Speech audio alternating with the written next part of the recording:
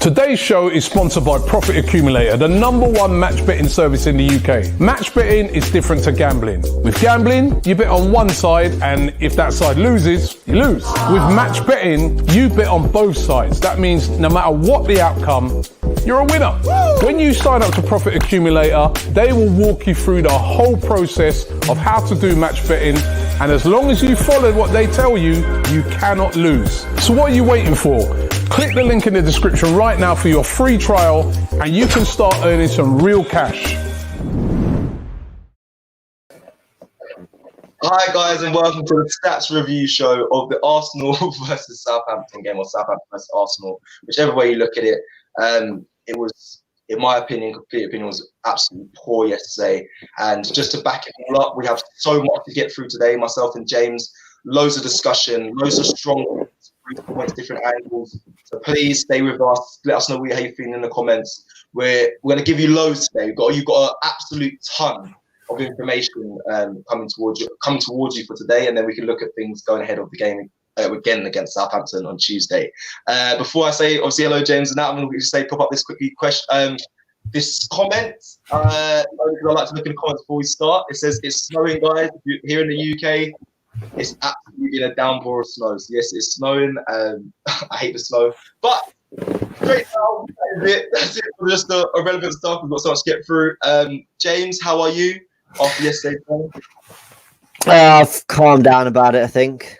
Yeah, I'm all right. The snow was a nice surprise, but that's kind of it, really. It's we're out the cup. It's a shame, and I think that's our best chance of silverware gone. I still feel that way, but we'll go into all the stats now and see, what they tell us about this game and why it went so wrong. 100%. Right, let's get into, obviously, this kind of how it rolls, guys. We start with the debate, the stats, the fun facts, and we call them the basic fun facts. So we will start with them. I also just want to quickly say a quick message from myself and James to Ozil. It's been confirmed. It's gone to Fenerbahce. I'm not going to touch on it for too long because I know there's plans for it, and I'll talk about it a bit more later. But congrats to him. It's been confirmed. All well and good. We wish him the best of luck. And yeah, that's it from me, James, on Ozil. I think we've said a lot on Ozil, but in short, good luck to him. I'm glad that the messages seemed quite amicable, and I'm sure we'll chat about it more tonight. Okay, perfect. All right, well, let's pop it up. Let's go straight into the fun fact of yesterday's game. Well, sad facts because we lost some of them. Yeah, exactly. Yeah, not quite as fun. Look, I thought, as always, we basically, when we do these shows, guys, if you're new to this, we just sort of take you through the game and look at what the stats say about key incidences and stuff. The first thing I wanted to look at was the match stats itself. 11 shots each, 2 on target each. We had more of the ball. We had more passes. Slightly better XG, although that doesn't really tell you too much. I think the point I'm trying to, let's say the thing I see the most in this is that I don't think we were necessarily worse than Southampton yesterday. I just think we weren't very good. But did you think they were that good, Cecil? Yeah, we're gonna have a small disagreement on this, because the reason why I say that, Ings' chance when he was offside wasn't offside.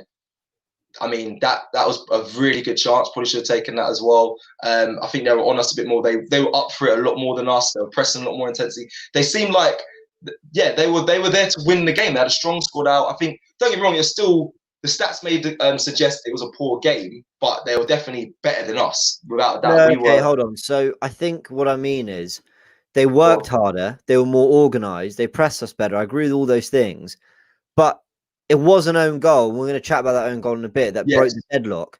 Did they ultimately, what I'm saying is they didn't have to be at their best to beat us. So I'm not trying to discredit them. I'm trying to say that we were basically really bad. And that kind of filtered into kind of the way we were so dominated as well. I think if we had our first team out there, we would have given them a much better game. I don't think it was a case of there was nothing we could do about Southampton's football, is what I'm trying to say, Yeah. Okay. And I know you got an interesting fact you wanted to bring up around that. Fact here. No joking. Fun fact. Here we go. Southampton have beaten Arsenal in the FA Cup for the very first time, with the Saints drawing 1 and losing 4 of their previous 5 matches against the Gunners in the competition. It's the first time ever. First time ever they got South. It's I'm still quite emotional with the game yesterday. I'm gonna be honest. I'm still holding emotion on the game. I'm still frustrated about the FA Cup. I really think we're taking it more serious. I think what we're going to get through today is going to shed a light on bad managerial decisions and choices made, I believe, from Arteta. But we'll get into that. And yeah, that's really it. Southampton. Well, the most frustrating thing for me, and you alluded to there, was the starting 11. Now, a lot of people were saying, well, how can you complain? He needed to rotate. He needed to mix it up. But I just want to bring up the starting 11 now. So this is what we saw. We saw Leno start, which was a surprise. I'd have started Ryan. Why did we sign him? We said this in our preview show. Why did we sign him if he wasn't going to play games like this? So Bellerin. Will he play now? Will he play now? That's the real question. Well, probably not. I mean, is he going to play the Europa League games? That's the question. I would argue that the Europa League is the most important competition now. Yeah, 100%. So I don't know if he's going to play those games. He went with Bellerin, which meant a change at right back. Holding kept his place. Gabriel came for Luiz. Cedric moved to left back, so Tierney got a rest. El Neni came in for Partey. Pepe in for Saka. Willian in for Smith Rowe. Martinelli in for Aubameyang, and Nketiah in for Lacazette. So a lot of changes there. Now, a lot of it made. Sorry, James, carry on. Right, yeah. A lot of it, you do expect him to make changes and rotate. But I had an issue with, and I have an issue with the way Arteta manages his rotation, if that makes sense. I have an issue with the way he decided to at once put in all the fringe players who've been struggling because he needed to rotate or felt he needed to rotate. Yeah, rather than manage. Sorry, I'm very emotional. Carry on, James. Sorry. No, what are you saying? Go on.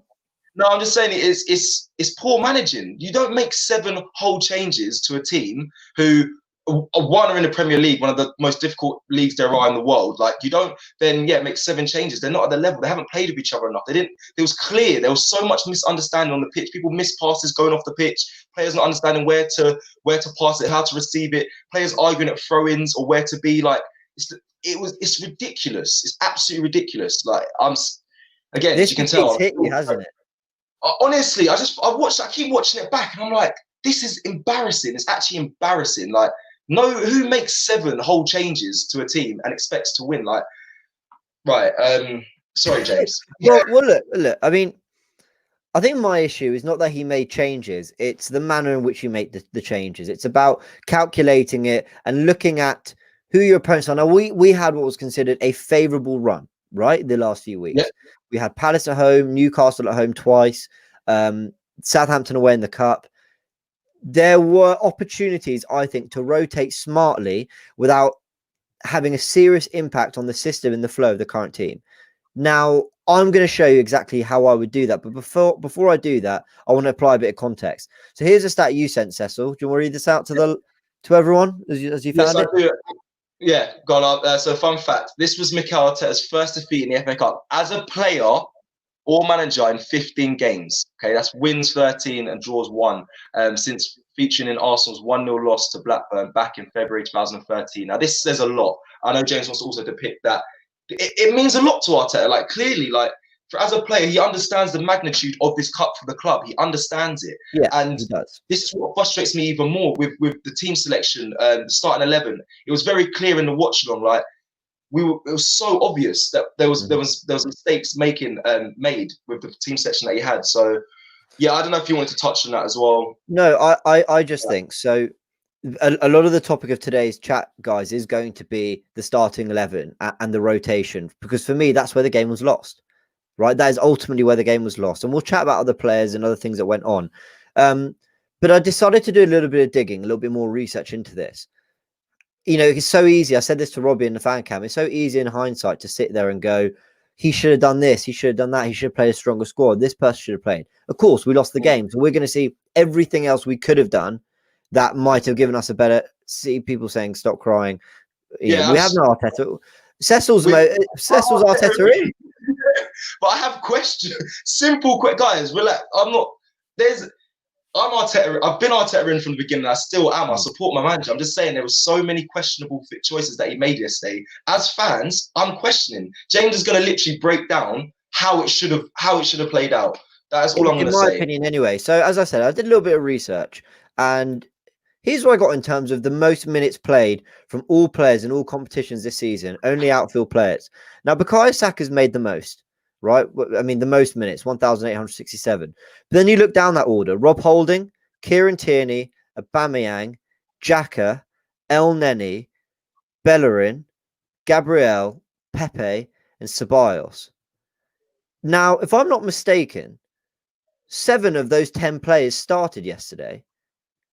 And 8 of them, when you include Saka, were involved in the game overall. So I'm not sure where the rotation and the resting came. Because most of them were involved. Now, I know there's context. Kieran Tierney injuries. Saka's played so much, so he needs to be on the bench. I get that. But what I'm saying is, when I look at this stat, I'm just going to bring it back up here. Most of those players were involved. And, you know, I've got a list here of the players who weren't involved or at least didn't play in the position they normally would. So Cedric started left back. He normally played right back. He's not in that top 10. Lacazette, not in that top 10. Louise, not in that top 10. Maitland-Niles, Emil Smith-Rowe, Thomas Partey, and Reece Nelson.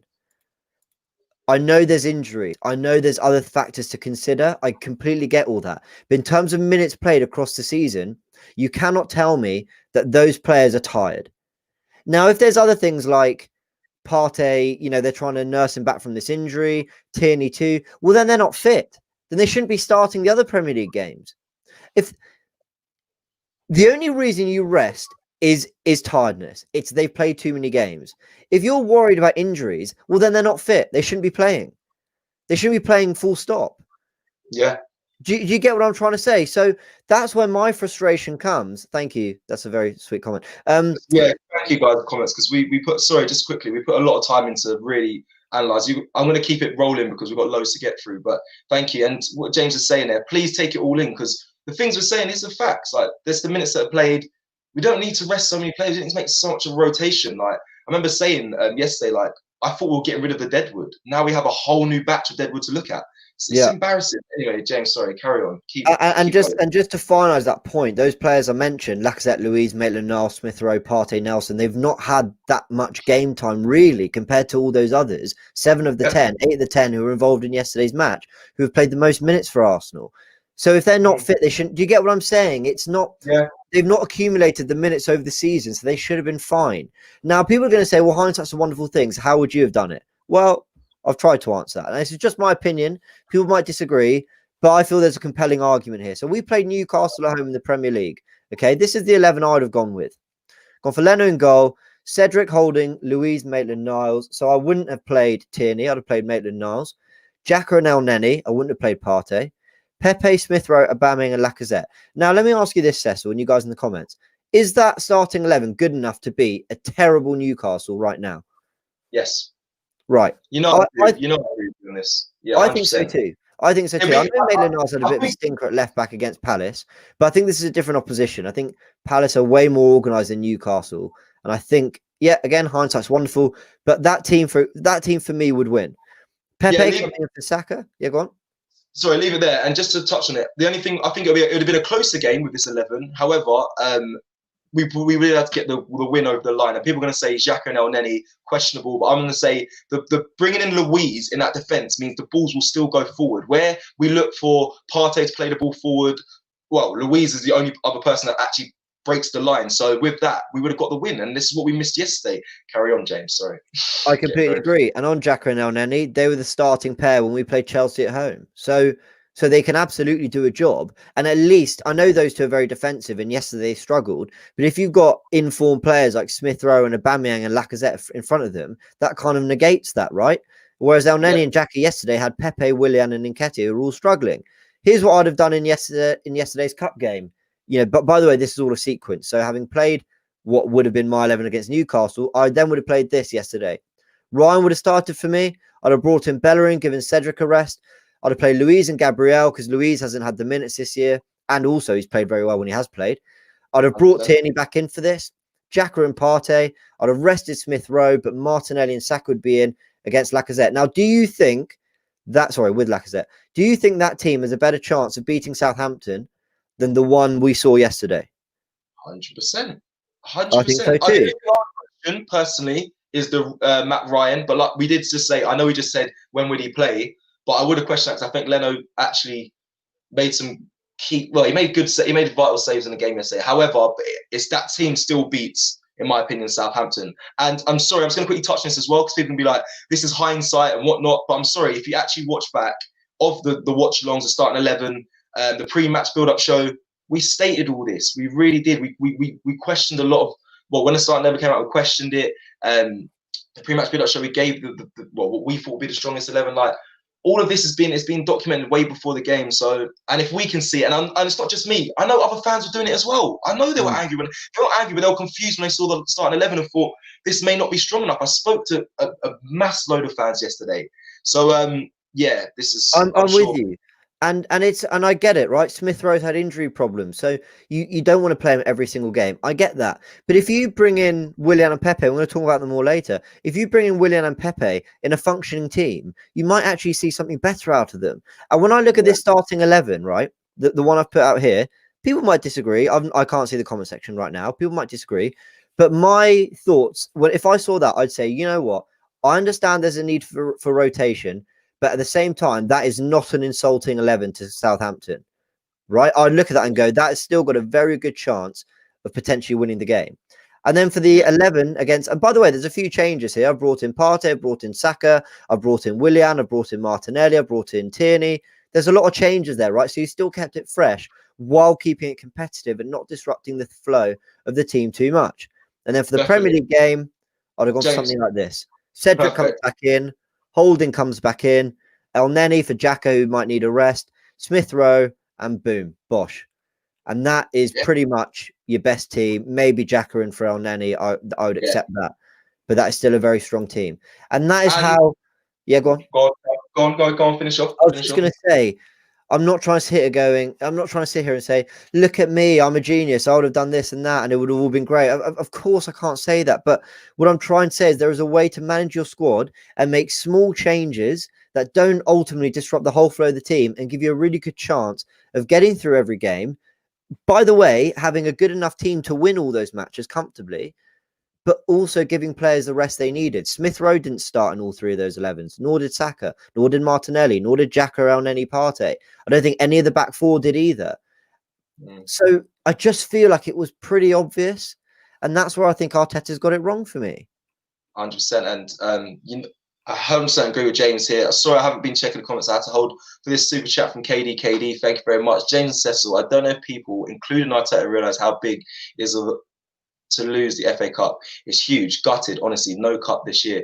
Now, obviously, we're still in the Europa League, but you're right. This is just. I think it's just heavy on me today in my emotions because I think this is what I believe. I think it's going to be difficult for us to win a cup now. So, KD, I fully agree with you. I feel your pain. I'm just going to quickly pop up that potential 11 because against Southampton in the league. So, James saying here, the only thing I would change on that, because I know James said this is probably our strongest 11. Obviously, you can question El Neni for Xhaka.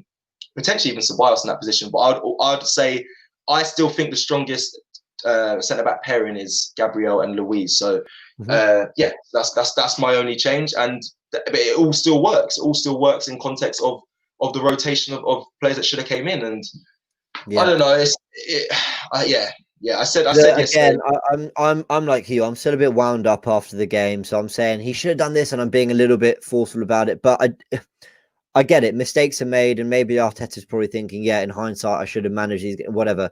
But I just think if you look at all our preview shows and we were saying, still go for a strong team, still balance it out, give Pepe minutes in the league with the better players, because against Newcastle, he should be good enough to perform. He scored and got an assist against Newcastle last year. So that's where I get frustrated. But ultimately, yeah. So I was going to say, and even me and Lee and you said, I remember I said about the jury's out for Rob Holding. I said, and people were screaming like he had a bad game. I was like, he hasn't. Yeah, I don't know. We're like to. That's it. Actually, I'm gonna just chill. We're gonna just keep going to the points because it feels like we're doing that. I don't want to be that creamy, eggy stuff. It's like, always told you, sir. We're not that people, but we're just trying to give you the insight to how our opinions. We take you guys' opinions, and hopefully we can come to. Well, I'm sort of being like that, to be honest. I'm being very. I said we should do that, and look, and I know it's really annoying. I know it is, but it's the only way I can really explain why I think that way and where I think Arteta got it wrong is to say, you know, it's to explain what I would have done. Do you forgive him for learning on the job, James? This question here? Or Yeah, I do. Don't hire a rookie manager and then get annoyed at him when he's learning on the job. If you're going to blame anyone, blame Sanyehi, Edu, the people involved in bringing him to the club. If that's your issue with having a rookie manager, but I don't blame the guy. It's not Arteta's fault. But anyway, so obviously game kicks off after all this starting 11 stuff. We go a goal down, and here is the goal. Do you have any thoughts on this from a Gabriel perspective? Maybe. no. Is there nothing you can do about it? Well, I don't think. Listen, I'm not a defender. I played in centre back actually, but I'm not a defender. But I feel this. Yeah, I can't say he's at fault for this. I hear some people saying Leno should have done better. I couldn't believe it. No, it's unfortunate. If it's a deflection, he's diving towards the path of the ball. Like he would have saved that if Gabriel didn't get a touch. I don't know how people are blaming having thoughts on Leno, saying it's potentially his fault. Not his fault, but they're saying he could have done better. But I found that outrageous. Yeah, no, I think my frustration is I see defenders. Okay, this is a classic. Hindsight's a wonderful thing, right? If he sticks a leg out and it goes out for a corner, it's brilliant defending. I thought, that comment there, Gabriel, I thought did have a poor game. I thought the second half he got a lot better defensively, but I think he struggled in that first half a lot. Part of that was down to Southampton's press. So we're going to talk about that in a sec. But how do I put it? When a ball goes into the box, I feel like you shouldn't stick a leg out as a defender unless you're really sure that you're about to clear this ball. Because if you put out a weak foot, and by the way, Gabriel can't have been sure he's going to get that ball because, well, he didn't. It went into the back of the net. I sometimes think if you stick a leg out, in hope, the chances are, because of the movement of your foot and leg and the movement of the ball, that all you're doing is turning it goalwards. And I've seen that kind of goal scored a lot where I think, I know you're desperate, right? You want to deal with it. You're worried there's someone behind you. You think if you get something on it, it might be better. So maybe I'm being harsh. And actually, I'm not blaming Gabriel. I'm not blaming him. I'm just saying it's one of those hindsight moments where you think, if you weren't going to get there, you could have stuck a leg out. But it is what it is. Yeah, one person I can forgive for having an off performance as much as a centre back, and that is one of the most key positions to not have a bad performance. I've got to take it off. Like Gabriel's been player of the month 3 months in a row. Yeah, like, he has. He's been amazing. Yeah, like he's been great since he's come in. He's come back from COVID. We don't know. I said this before. Like I've never been a player when there's been COVID, so I don't know how it is to get back to full fitness. I know it must be definitely more difficult than before COVID. So he might be struggling in a sense. But that comment that previously said that he was struggling from minute one, that was actually kind of clear. But listen, I can't throw the blame on him. There was, it's not anyone's really fault, but it was a poor performance in all. True. Yesterday. Very true. But you got a stat around these own goals, haven't you? Oh, here we go. Here we go. Arsenal, thank you, James. Great leader for that. Thank you. Arsenal have conceded 4 own goals in all competitions this season, more than any other Premier League side, and the most they have conceded in a single season since 2015-16 season at 5. Don't we consider that many own goals? Do you know what I mean? I know I did research this down. I was really trying to pick my brains, and I was just like, I was trying to remember that as well. I was trying to remember the own goals. Maybe they've just slipped my mind because I just don't know. They really have mind as well. But that, I mean, do you know what? It is a bad stat in hindsight. You look at it and you think, okay, that is a bad stat. But with the amount of changes, it's unfortunate. And with the amount of changes we have in defence, like I haven't seen a regular back 4 or 3 play for Arsenal consistently for I think more than 2 games. Yeah, it's true. It's true. So, I just want to really quickly address some of the comments that are coming through. Sriram says, if Gabriel just stood there, everyone would have blamed him. You're absolutely right. They would have. I know what you're saying. And that's why I said that I'm being harsh. But I got to look at that side. You know, if you're not, we see a lot of own goals scored that way. And I understand, I get what you're saying. And I am being harsh. I agree. I just think, I mean, ultimately, he scored an own goal, so I can't be that praising of him. Do you know what I mean? It was, he didn't deal with the danger, but it is unfortunate as well. Again, Dersh saying that's poor logic, James, about the leg out. What if he saves a shot on goal? Then he would be praised. Exactly, absolutely. But it's high risk, high reward. And I think if you look at it, it never looked like he was really going to get there personally. Just my opinion. But guys, I get what you're saying. We've got a few super chats. If I can just find them here. Leon says, "Oh, sorry. Even though it wasn't a strong team, man for man, I would still say Arsenal had the better team." That's what Robbie was saying, and a lot of others were saying it. On paper, yes, but in the context of the season, how they're playing, it wasn't a strong team. And we've got one more here, KD. You think it would have been different 11 if it wasn't Arteta? Ooh, I don't know. I don't know what another manager would have done. I don't know what another. I mean, and it's worth going back to that first stat you mentioned, which is Arteta's taken this competition very seriously for a long time. It's only in this one and the Carabao Cup game that he seemed to weaken the side a lot more than I would have expected, which was strange. And that first half, as we say, it's not just down to the 11. It's not just down to the way we performed, as you rightly said, Cecil. It's down to how good Southampton were. And when I said earlier that I didn't think they were that brilliant, I mean in terms of the chance they created, but this stat shows where they were very good, and that was in their press. Now here are the 6 players who lost possession the most times for Arsenal. We've got Cedric, Holding, Pepe, Nketiah, Gabriel and Bellerin. Now all 4 of the back 4 have made it into the top 6. Yeah, it's not good. And for me that tells you everything. That tells you everything. All of the back 4, and think how we've praised the team for how they play out the back, right? How they maneuver their way up the pitch. The fact that all 4 of them are in the top 6 is, well, I think it just shows that they couldn't handle what Southampton were doing. Yeah, it's staggering. I wanna touch on, if you've been a regular to these stats review shows, you would know that the people that lose possession most normally have a really good game because they're trying new things. However, in this context, they lost it the most. There was backline and it was poor. I just want to I'm going to put your point back up so you guys can just take it all in just a bit more. And whilst this is up, I just want to quickly say these were Arteta's comments after the game in his post-match interview. Post-match interview was, he says, players deserve to play. They played in this competition before and are good enough to be in our team. He goes on then to say, he follows with, they tried their best. We lacked quality, too many unforced errors. Now, the reason why I want to highlight this is because when I was watching him speak this, I didn't believe him. I didn't believe what he was saying when he said, I think he contradicts himself by saying, yes, they played this competition before, they're good enough to be in our team.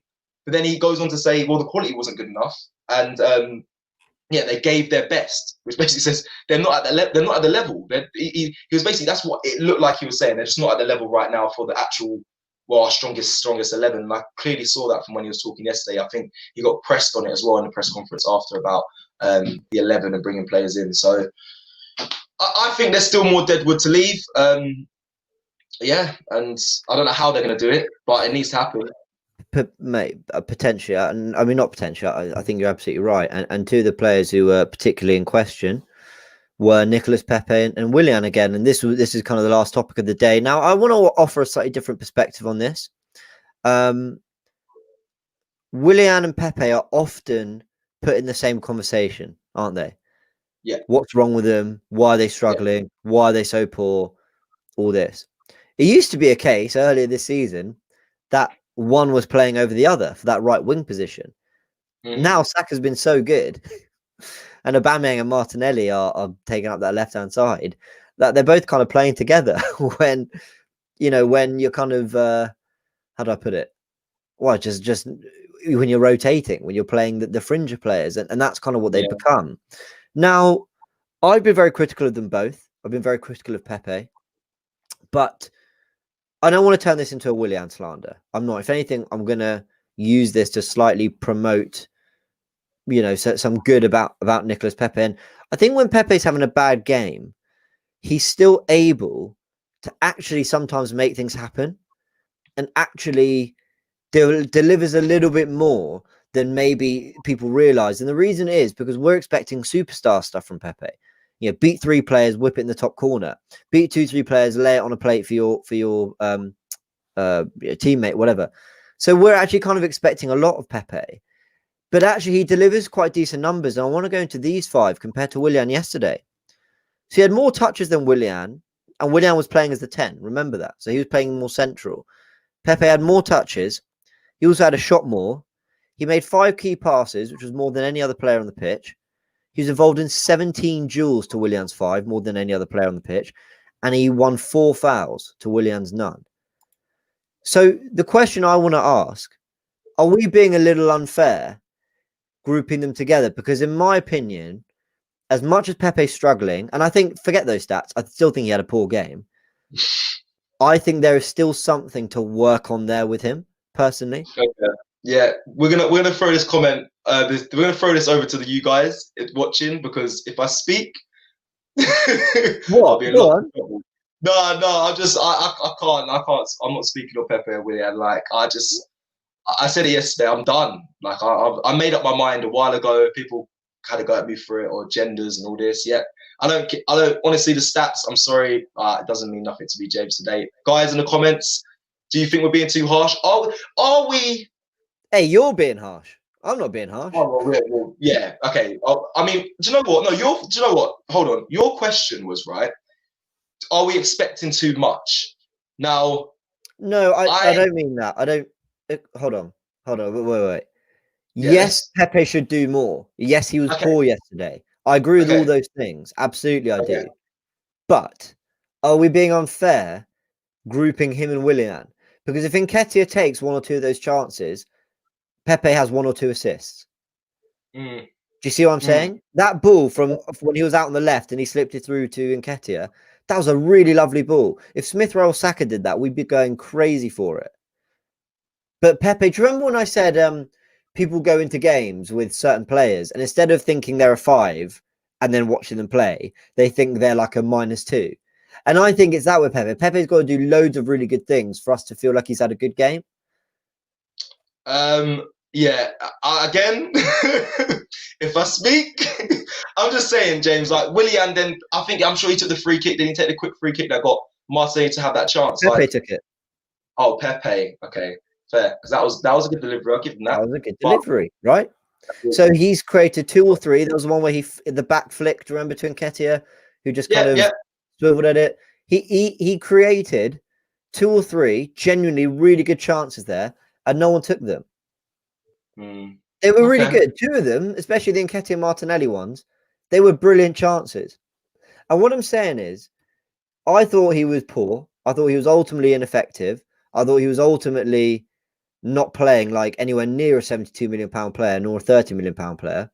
But there is something there that you can work on. There is something you can get out of him. Right? There is talent.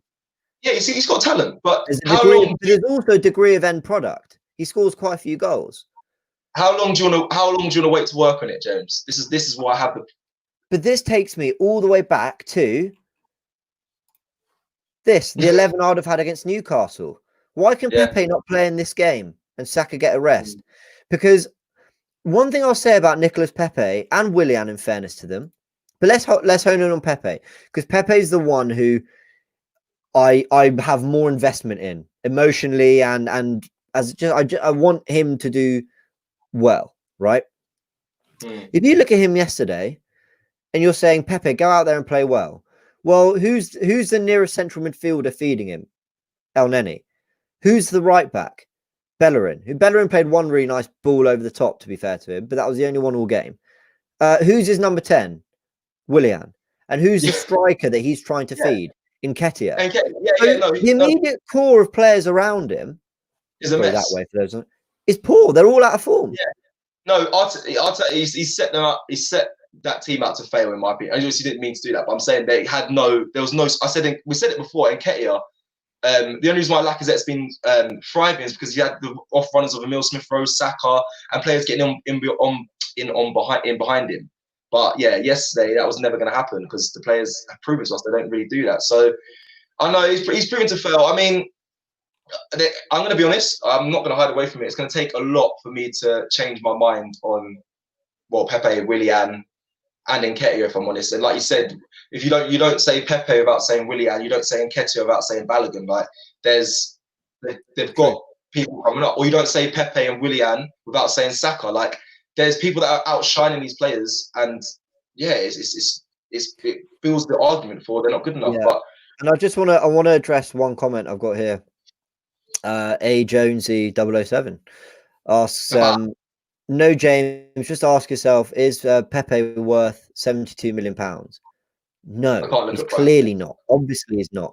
But that's not the discussion. Arsenal can't go back to Lille and go, he's not looking like a £72 million player. Can we have like 30 of it back? It's not possible. You can't do that, right? So you've got to work with what you've got. You almost need to just forget that we even paid £72 million, and you need to focus on what we're seeing from the player, what we've got, and what we can get out of him. And I think in a better team, we will get more out of him. He played very well in the FA Cup final. What I'd say about Willian, I'm not trying to go in on him. This is why I wanted to make this a Pepe conversation, not a Willian conversation. I've not seen anything of Willian to suggest to me that he can necessarily raise his game to a level that we'll kind of be happy with. At Chelsea, yeah, but not with us this season. Whereas at least Pepe gives me glimpses of something. Something. So that's all I'm saying. I think it's unfair to compare the two of them and group them, is what I'm saying. Yeah, you won't see me talk about price tags because as a player, like you can't. That's not down to you. You don't choose your price tag. It's out of your hands, out of your control. So I never talk about price tag when it comes to players. I just always refer to I wanted Zaha. I think that's the expectation of when Pepe was signed. That's the expectation. I was like, well, if he's not getting Zaha, Pepe must be that level or that sort of standard. I don't see him doing enough to even come close to what Zaha may have been in the Arsenal team. I just want to go on to quickly as well. There was a question. Was there a question? Oh yeah. Quickly, James. What team does Pepe thrive in the Premier League? Does he thrive in do you have any? Do you know? Like, if he goes to another club, where would he thrive? Do you think? Because you're saying he's got ability. I know it's a tough question, but I'm saying you're saying he's got ability. There's talent there.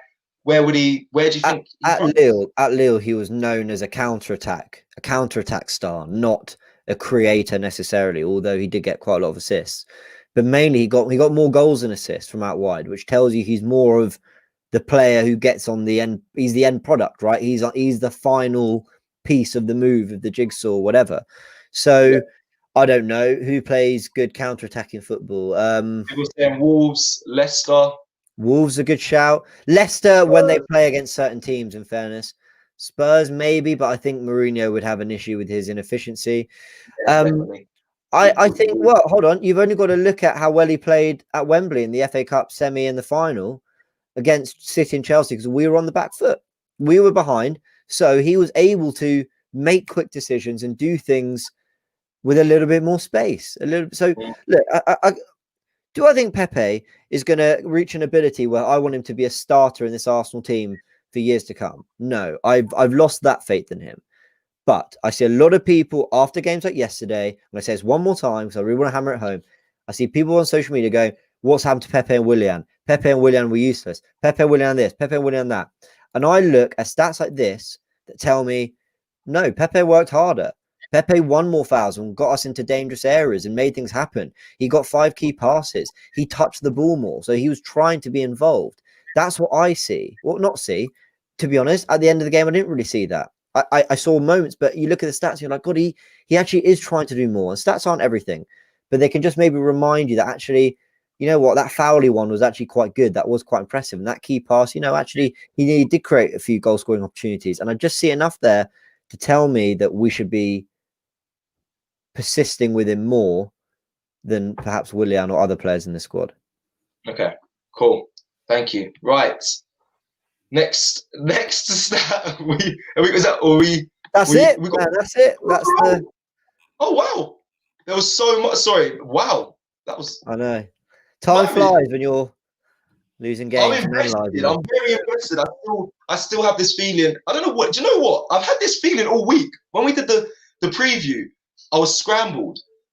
During the game, I was scrambled. After the game, my emotions, I'm still scrambled. Like, are you all right? You're having a tough week, Cecil. I don't. Do you know what? Arsenal just really are just messing with my Should we take what? Let's take 2 more comments. Yeah, a question and a comment, and we'll round up there. J100 said, James, we've given him the opportunity with the better players. However, he keeps messing up and underperforming. What more does he need to step up? Do you want to take this or shall I? No, you take it because I'm done with it. I don't want to get. I'm gonna get agendaed. Go on, you go. Yes, we have seen Pepe with the starting 11, but we've not seen him. We've not seen him with the informed players around him. Partey in midfield, an informed Xhaka, not a Xhaka being Xhaka, an informed Xhaka. Smith Rowe in the 10, and then a Martinelli or an Aubameyang or a Saka on the left, an informed Lacazette. We saw him when the team was struggling, and I'm just saying, I think he can raise his game with a proper 10, with a proper midfield behind him, with Cedric overlapping instead of Bellerin, who's got a better cross, and I think probably better movement as well, knows when to come and go. So that's what I'd say about that. Is there any one more comment you want to take though? I'm reading through it at the moment. Yeah, Pepe. I think this is kind of backing up your point here. Pepe has never played in a settled Arsenal team. Very true. Very true. So there's that. I think I've seen people talking about Odegaard. Comes the only player that passes between the lines. Quickly before we go, then. This quick. I know it's off topic. Sorry, guys. Even when Odegaard comes, the only player that passes between the lines is Partey. I can also add David Luiz to that, but we don't really want to see it come from centre back, so it'll be difficult for him to do much thoughts. I'm going to disagree because Emile Smith Rowe, when he plays, he finds the passes between the lines. He picks up the ball in pockets and areas. Does it really well, even when Partey's not in the squad. So, if the movement is good, Xhaka will do it too. Yeah. So that's why. The last thing I've just seen brought up. Just a word on him because you're a fellow striker. Go on. Nketiah struggled yesterday. I don't want to make this a discussion. Well, because we're at the end of the show, I don't want to make this a discussion about Nketiah. He's a young forward, a lot of pressure on him to deliver at Arsenal, and he's not playing regularly. So how on earth is he ever going to find form and consistency? And I'll give him all that. Still not sure we're seeing enough though from him. Just your thoughts as a fellow striker. I feel for him. I do as a young player. I work with young players mentally quite often. I speak to young players in professional setups. I understand it's tough, but the only thing is, you're at Arsenal Football Club. Yes, you've done well for us. You're still young, but the weight of and the pressure that comes with playing for Arsenal Football Club is a different sort of pressure, which I don't think he can handle right now. I think he's only got a year and a half left, I believe it is, of his contract here at Arsenal. Yeah, I think you're right. Yeah, it is. It's only a year and a half. I think I want to see Balogun. I just think what I see of him is a much more complete striker. I know it sounds harsh. Like I said, every time you bring up Nketiah, Balogun gets brought up in the same sentence, in the same breath. So, but right now I'm more towards the Balogun side. Nketiah's still got more to offer. I'm sure he can still have a great career, like 100%. Things can change. Players can find form, but I just think at Arsenal, I've kind of seen enough. For me, sorry, Eddie, but still, he can still have. Like, I'm not saying he's finished. He's going to have a great career. He's still young. He is a goal poacher, and he scores. We're going to see. He does poach goals, but for me, that's it as a striker. I've been there though. I've been there, so I'm not shaming it. I've been there. I've had fans and people say about me as well, so I understand it. It's tough, but I want to see Balogun, and he got his hat trick last night, or the day before. I don't know what else Balogun needs to do. So yeah, that's that. But that's me, James. I don't know. Quickly before we wrap up, your thoughts briefly on Eddie and KO. I want to make it about both of us. I know you're not a striker, but go. Nah, you summed it up. I've not really got much to add. Loan move is what he needs. Mo said in his fan cam, he needs a loan move. Yeah. Okay, but it's just a loan move maybe till the end of his contract, which is soon. I just hope he can hopefully pick up one potentially, and it's at a high level. So if once his contract's done, that club takes him on, and he can change the mind of us all. But anyway, ladies and gentlemen, thank you for tuning into this live review show. We're going to be back very soon. Very soon. I believe, what day is it? Sunday. So we have the preview. Basically, sorry, I shouldn't be doing this. I shouldn't be talking about our calendar on live. But we have a preview again of Southampton. Probably, it'll be at some point in the coming days. Yeah, and then that's fair. Thank you, James. Especially saved me there. And then we'll be doing a pre-match build-up show of Southampton again. We'll probably be looking back more in depth of what happened. And yeah, we'll be back with more content. Stay tuned to AFTV. Thank you, obviously, for sticking with us as well and supporting our opinions. And it's always lovely to speak to you all. Take care. Have a great rest of your weekend, and I'll see you soon. Today's show is sponsored by Profit Accumulator, the #1 match betting service in the UK. Match betting is different to gambling. With gambling, you bet on one side, and if that side loses, you lose. With match betting, you bet on both sides. That means no matter what the outcome, you're a winner. When you sign up to Profit Accumulator, they will walk you through the whole process of how to do match betting, and as long as you follow what they tell you, you cannot lose. So what are you waiting for? Click the link in the description right now for your free trial, and you can start earning some real cash.